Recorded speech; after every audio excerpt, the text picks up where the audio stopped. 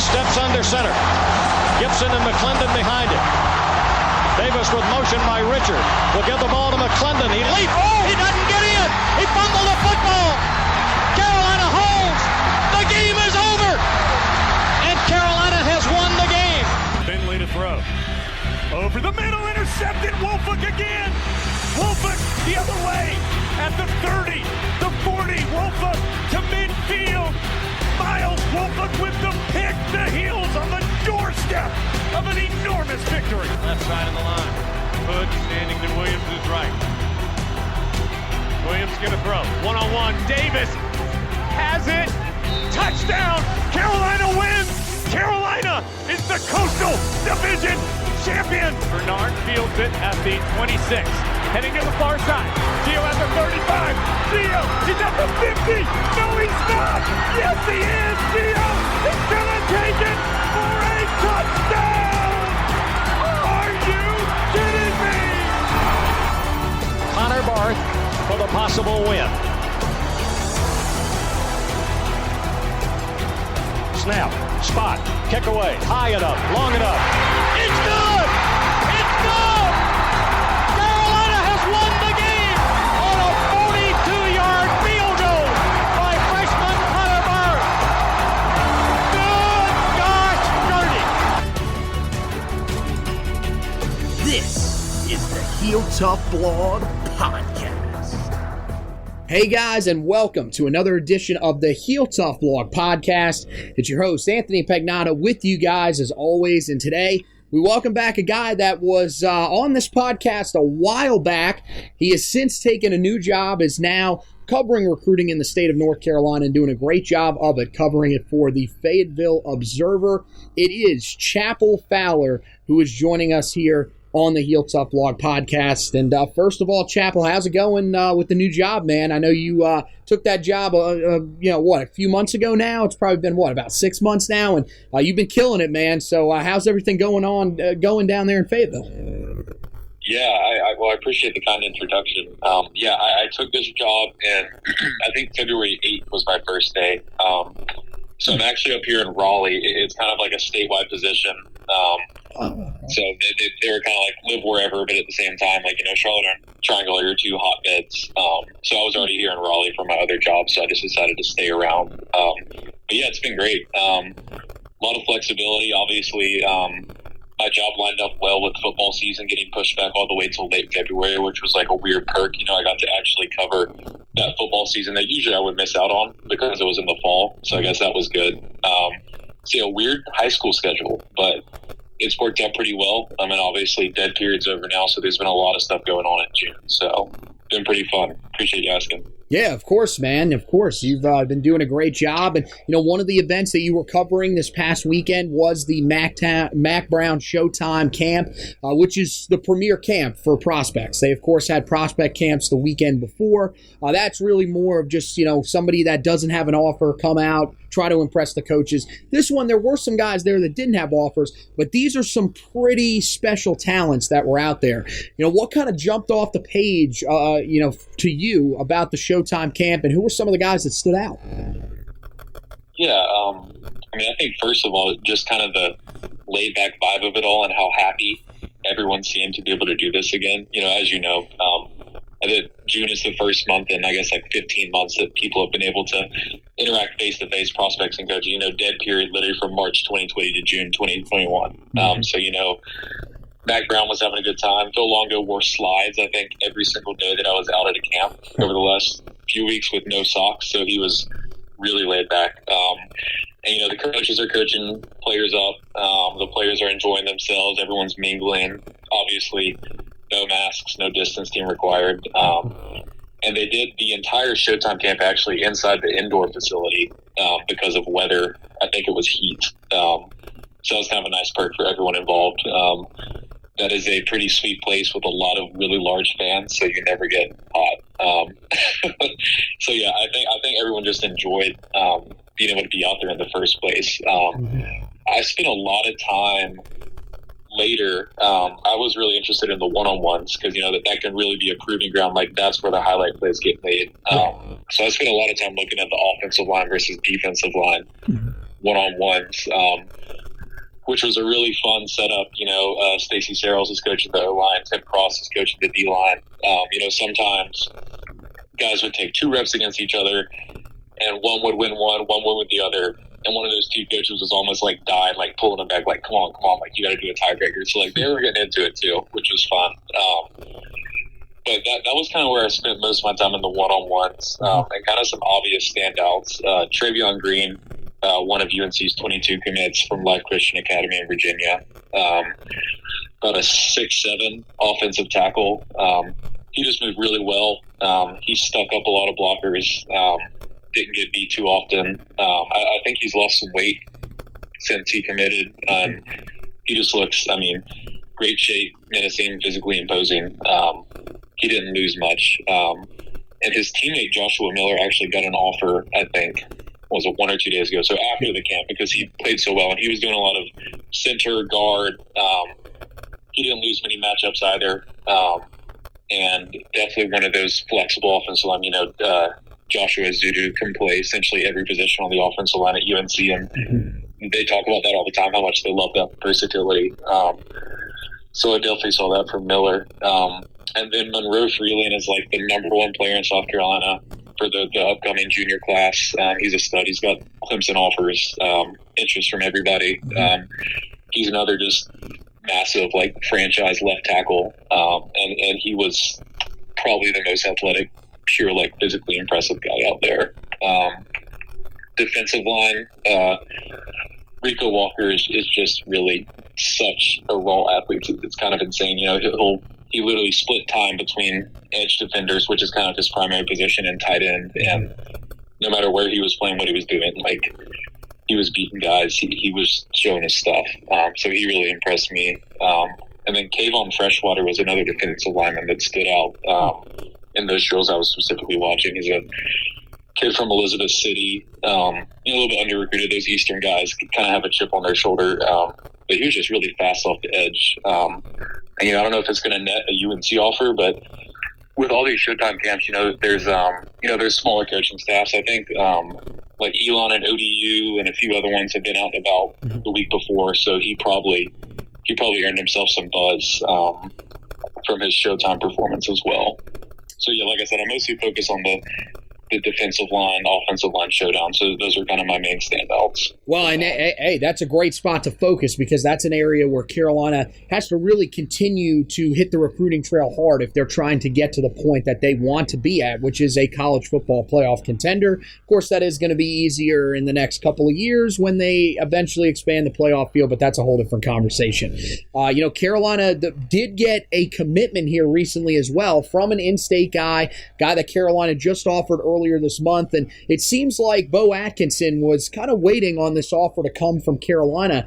You go and throw on the film of this guy, and there is just so much to like about him. What are some of the things that, from watching him that stick out to you about his game and what he can bring to this Carolina defensive line? Yeah, well, you really hit the nail on the head with, how quick this process was. I went to a Leesville Road game against Millbrook, actually. I think it was like mid-March, 2 or 3 games into Beau's junior season. He was a 3-star at the time. It was not like he was lacking in interest whatsoever. Power 5 schools were starting to nibble. But I think he really, really benefited. He had, obviously, an excellent season. He was the conference player of the year, and that's a really good, deep 4A conference. Cardinal Gibbons has made 2 straight state championships. Leesville Road is in there. Millbrook's in there. They were good this year. So he had a really good junior season, and he had some good camp performances. And he definitely seems like one of those guys that it worked on both ends. Once UNC was able to get him on campus in person and interact face-to-face, they probably really liked what they saw. He probably really liked what he saw, being able to interact with the coaches so closely. Like you said, yeah, that was a really, really quick process. I think within like a week, 2 weeks of getting that offer, he took his other visits and then he was kind of sold. Yeah, he's a really, really unique defender. The one thing the Leesville coach told me when I talked to him about Beau for that story is kind of like he gets a ton of tackles for loss because they use him at this really unique position on the defensive line. He can essentially play anywhere. He's probably going to be more of an edge in college, but he would play anywhere on the defensive line. They kind of have this scheme that allows him to like really attack linemen at like tight, low angles. And I mean, he's a huge guy, but he's really quick too. So he's able to kind of knife into the backfield. He did that a few times at the game I was at. So I'm sure that's something that stood out to UNC. Obviously, he gained that 4-star, so he's pretty well regarded by a lot of recruiters, a lot of programs. And then obviously just as an edge, that's a huge position in UNC's defense under the mad scientist Jay Bateman. So I'm sure that was another point of interest for UNC. Yeah, well, I'll tell you what, he's got a great motor, too. He plays with his hair on fire. I mean, he chases down just about every play, and I think that's something that Carolina is going to love about him. Another guy, you talked about the importance of that edge position. Carolina really has valued it in this class, and this is going to be a smaller class, and they've already taken on 2 edge guys. They just had Bryson Jennings, who was on campus as well, but let's talk about that first edge guy and the guy that was the first commit from the state of North Carolina in a class where the Tar Heels have really hit the state of Virginia hard, and that's Malachi Hamrick. He had a really, really big sophomore season, was one of the best players statistically in the state of North Carolina, was just dominant at Shelby High School. This past year, Shelby, not quite as good as they've been in the past, and he took a little bit of a step back, but this is still a guy that Carolina fans should be very excited about in the long term. Am I right? Yeah, absolutely. Yeah, the sophomore statistics, I think, really jump off the page for anybody. And yeah, he's kind of, obviously, he's in that edge position again. I think Shelby kind of experimented position-wise a little bit with him, and obviously he was getting a lot more attention on him with that UNC commitment, which he committed a few hours before their home opener, so he really wanted to get it out of the way, but I'm sure that added kind of like an extra motivation for all the other teams in his conference. Yeah, I mean, he's another super athletic guy. There was a video circulating a few weeks ago. I don't know if you saw him like running the hurdles and just like flat out smoking the other 3 guys in his heat. And yeah, I think in talking to him at his commitment back in February, he was one of the guys that I really, I've always found it interesting, like how quickly Mac Brown was able to just, come in and snap his fingers and suddenly in-state recruiting is surging again. And Malachi had grown up a UNC fan, for the longest time, but in middle school, early high school, obviously, like those are the late Fedora years. There were obviously some highlights, but those last 2 years are pretty rough. Anyone can tell you that. So who knows how high North Carolina was at that point. Once Mac came in and he had a few guys from his area, Dontavius Nash, Kobe Paysour, in the class of 21, that kind of went up to UNC and enjoyed it. But I think he was definitely someone who UNC definitely can thank Mac Brown to some degree for getting, because he was just so excited about how much he's turned around the program whenever we were talking to him in February at that commitment. And I know he's trying to recruit his teammate, Santana Hopper. I'm sure he's trying to recruit other people. Obviously, UNC wanted him to, start the snowball effect with in-state recruiting. Maybe that'll happen more over the summer with Beau. But Malachi definitely seems set on working hard to pull in some other people. Yeah, I think it's definitely, a lot of guys, you could tell they were wanting to wait and get on to campus to some of these places they hadn't been. It's starting to sort of add up now. I think really over these next couple of weeks, we're going to start seeing a lot of guys that are going to commit.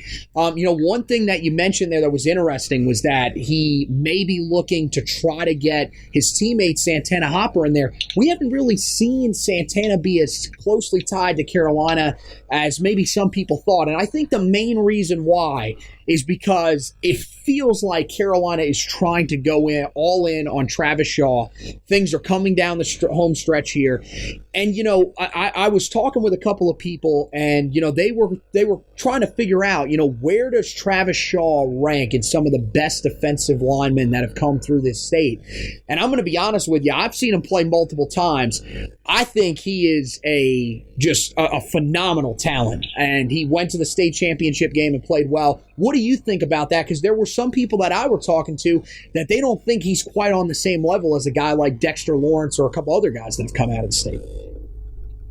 Yeah, in terms of comparison to other ones, not totally sure. I don't have the historical base to make a smart opinion like some of those other people, but I think, you mentioned how UNC, and this is a common theme, not just you saying it, they've said it many times, as you know, we need to get better in the trenches if we're going to compete, at that college football playoff level, at that Georgia, at that Clemson, at that Bama, at that Ohio State level. deep, 7-8 guys who can go in on any moment, on the defensive and offensive sides of the line, no fatigue.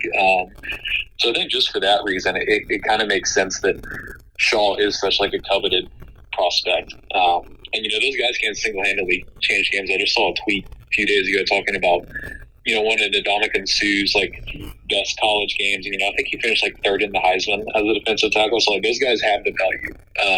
And yeah, UNC's going all out for that guy for good reason. He put them in his top 4 for good reason. The last 2 years of Fedora, that probably would be unheard of for a 5-star to even, consider them. So that's definitely a good sign for UNC. But they're up against some steep competition that has a lot of recent hardware and history to show for it. So that's going to be a huge commitment that could not exactly make or break their summer, but I'm sure that's, as everyone knows, that's one that they're looking at and pushing for.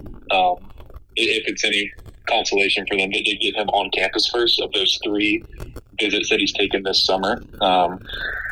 He visited UNC, and then I think he was at the Clemson, their kind of elite recruit retreat, and then most recently in Georgia. And those were the only 3 visits that he'd had planned at the moment. So right, and he is first. I'm not sure if they think that's an advantage or anything, but that's what happened. He is going to take an official visit this weekend to Chapel Hill as well, is what some people have said. I don't know if that's 100% confirmed yet, but I believe that he is planning on taking an official visit to Carolina, and I think that's kind of symbolic of that's going to wrap up his recruitment. He'll then apparently potentially make a decision there. Those are some of the rumors that I've been hearing, but I'm not 100% sure about that. That would, I think, be a monumental statement if they could take down both Georgia and Clemson in that recruitment.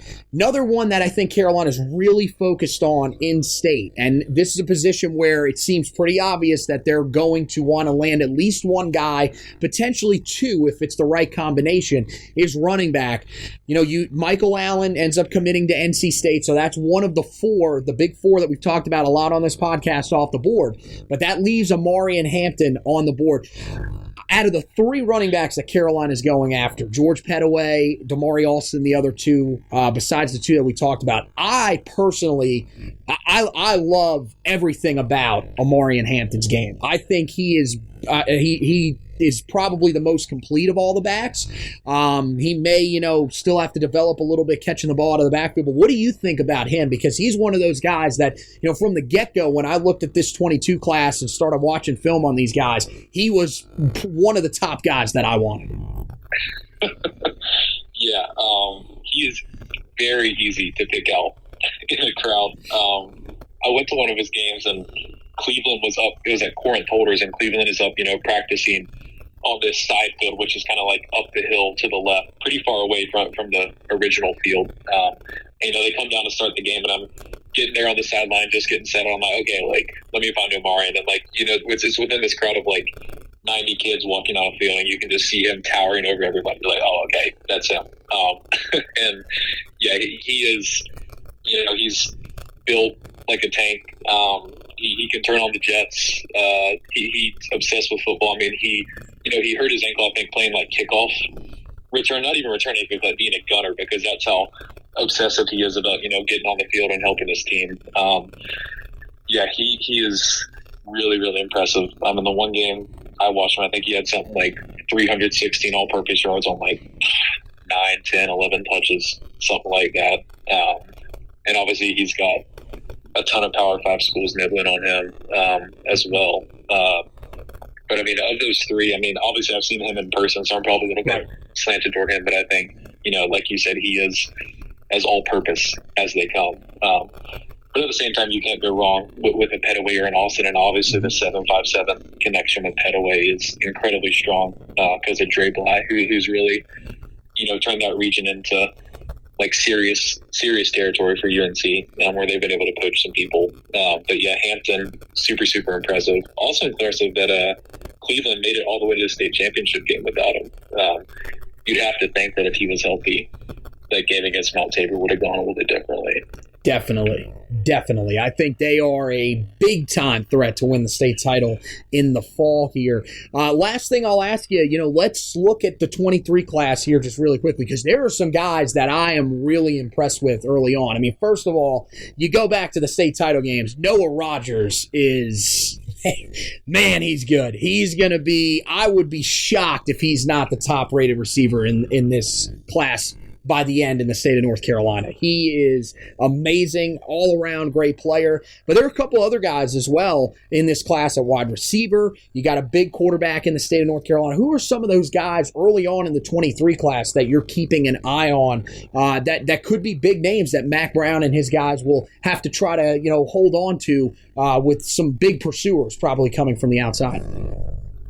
Yeah, I mean, I think Noah Rogers is another obvious reason on the sideline for a touchdown until he tripped himself. And it was just like, it was instant acceleration. And that guy's also like 6'3" and will catch about any fade route you throw it to him, as the state championship game showed. I think UNC specifically really likes Tad Hudson. He was at that Showtime camp, spent a lot of time with Phil Longo.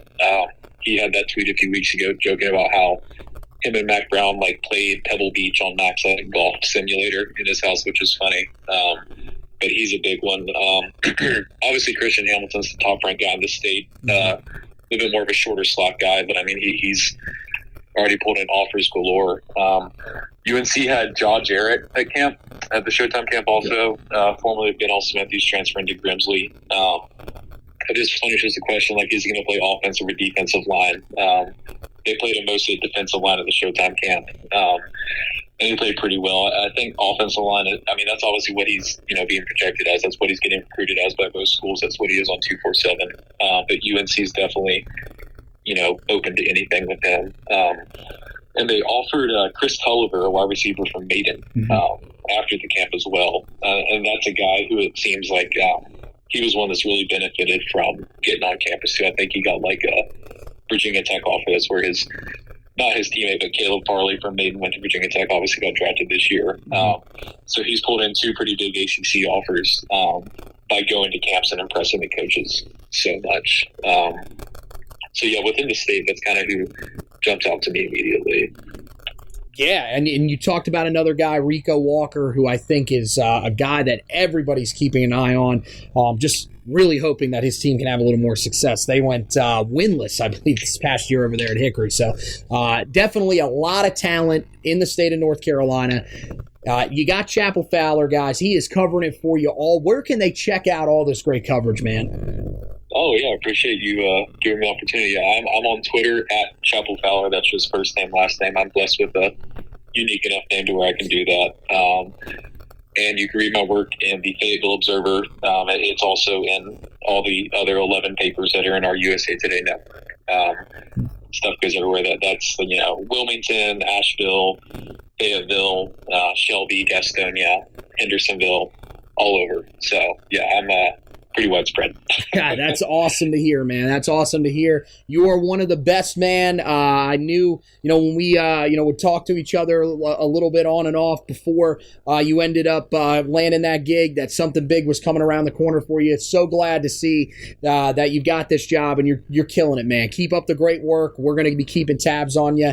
And, just keep those text messages open, man. We may be hitting you up a couple more times to come on the podcast here and talk a little bit about recruiting in the state. Absolutely, man. I appreciate the kind words and glad to get the opportunity. I feel a little bit old since the last time I was on this. I was like a halfway through college student, and now I'm a year out of post-grad. The last time that we saw each other was a guy that is currently getting ready to start his junior season and play for a chance to lead his team to the college football playoff and potentially win a Heisman Trophy. Remember, we saw each other at Sam Howell's commitment announcement. That was the last time that we actually saw each other in person. So great catching up with you, man. Hopefully Sammy can get it done, and hopefully Carolina can reel in some other big-time recruits. And who knows, maybe our paths will cross again here in the near future. But for now, just take care, man. I appreciate it. Yeah, thanks, Anthony. Appreciate it. All right, man. So there is Chapel Fowler. Again, you can read his work. Not only, I thought Fayetteville Observer, that was originally where I saw it, but it's all over. It's in all of the Observer papers. So make sure that you guys check out his great work. He is doing a fantastic job of covering the state of North Carolina, which just continues to grow in terms of the types of prospects that are coming out, the number of prospects. I mean, you're just coming off a 2021 class that was arguably the best in the history of North Carolina. The 2022 class, not too bad as well, and you heard him talk about there some really big names coming out in the 2023 class. He will have you covered on that front. We will also have you covered on everything Tar Heel recruiting on the website, HeelToughBlog.com. Make sure you guys go there, check it out. We've got some stuff up there right now, recruiting stuff, of course. If you didn't read the Beau Atkinson commitment article, make sure you go back and read that, learn a little bit more about the guy that we talked about just a little while ago there with Chapel. He is a high motor guy. He is going to be in on every play that he can possibly be in on. There's plenty more about his game. Make sure you guys go and read that on the website. We're going to have, of course, some updates coming out. It feels like Carolina is going to be in the running for some big players here, coming up that are going to make their decisions. Some big-time prospects should be shutting their recruitments down here not too long from now. So we're going to have you covered on all those fronts. We're also going to try to get a little bit of a stock report together. It might not be a huge one, but we're going to try to get some stuff together for you guys that we can collect and, maybe get you a little bit of information before, this upcoming weekend, which will be the final weekend of official visits. After that, I believe once they hit the month of July, everything gets shut down. Again, they take a break. Of course, they'll come back in the fall. It'll open back up. Official visits can start again, everything like that. Not sure exactly how they're going to do things. I don't even know if the NCAA really knows how they're going to do things. They're too busy worried about fighting in Supreme Court to try to not pay the players. But that's a whole different story. But I believe that it is going to go into a dead period, or at least to the point where you can't visit on campus. So we'll have to keep an eye out on that. But even during that month of July, there are going to be plenty of commitments that'll probably be rolling through as guys will have narrowed down their decisions. We'll have you covered on all of that, as well as all the stuff as we get prepared for the upcoming Tar Heel football season, a 2021 season that provides some humongous expectations for the Tar Heels as a team. As we mentioned just a minute ago with Chapel, also provides a ton of expectations for individuals like Sam Howell, who is one of the Heisman favorites. And we'll have you covered wall to wall throughout the season on the website, HeelToughBlog.com. Josh has you covered on the basketball side of things. Carolina has been hosting a ton of guys on campus, and basketball is going to be receiving some big-time commitments here in the coming days. So make sure that you guys are tuned into that, checking all that stuff out. We're going to have great podcast editions coming up. Four-star guard Seth Trimble, who was just on campus, is going to announce his commitment coming up soon. Justin Taylor, the four-star wing player, making his decision. All that stuff will be covered for you on the Heel Tough Blog website. Josh Marlowe has you covered on that front. And, of course, I will be there on the podcast with him whenever we go over all of that stuff as well. Also, don't want to miss that next edition of the podcast, because we're going to talk about Armando Bacot being officially back, and there may also have to be a conversation about Day'Ron Sharpe. There's some rumors that he potentially has pulled out of the combine. We're going to discuss all of that on the next edition of the Four Corners podcast. Make sure that you guys are subscribed to both that feed and our feed on any of your major podcast platforms, whether it's Apple Podcasts, Google Podcasts, Spotify, iHeartRadio, any of those. Make sure that you are subscribed. And if you could, on some of those sites, you can leave a rating or a review. If you could do that for us, we would greatly appreciate that, as it will help us to get a little bit more recognition on some of those bigger podcast platforms. platforms. Also, make sure you're following us on social media.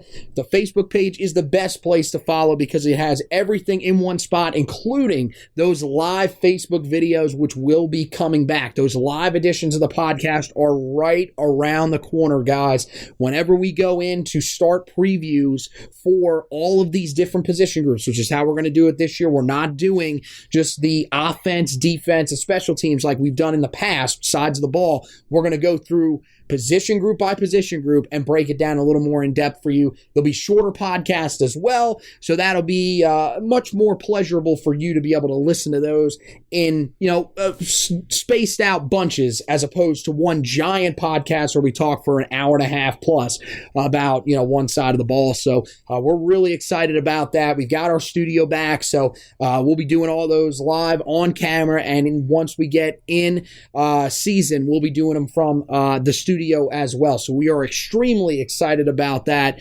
Make sure you guys are on the Facebook page. You can follow the Twitter page as well at Heel Tough Blog on Twitter. And of course, you can follow our personal pages at HTB Anthony for myself, at HTB Josh for Josh Marlowe, and of course, our recruiting analyst, Zach Hubbard at Hack Zubbard 2. We should be talking to him a lot more here over the next couple of weeks. So keep an eye out for all of that great stuff, both on the website and on the podcast feed, as well as that Facebook page, guys. So that wraps it up for this edition of the podcast. Want to thank Chapel Fowler for stopping by with us. Want to thank you guys for listening. And as always, go Tar Heels!